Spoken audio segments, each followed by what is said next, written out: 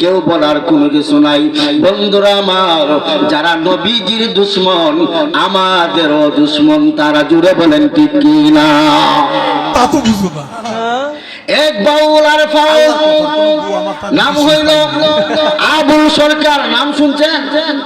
এই আবুল সরকার আল্লাহ পাকের সামনে তো বেয়াদবিমূলক কথা বলেছে।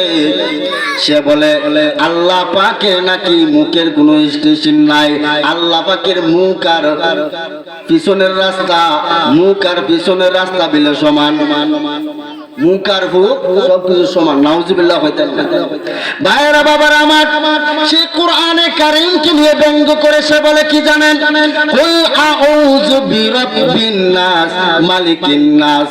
আল্লাহ এখানেও বলছেন আসার কথা মালিকিন নাস, এখানেও কইছে নাসার কথা ইলাহিন নাস মিন শাররিল ওয়াসওয়াসিল খান্নাস, এখানেও কইছে নাসার কথা।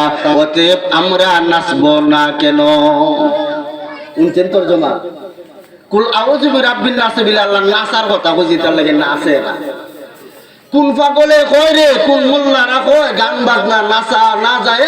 ওতে কুল আউযু বিরাব্বিন নাস তো নাচা নাচির কথা কইছে। নাউজুবিল্লাহ পড়বেন না।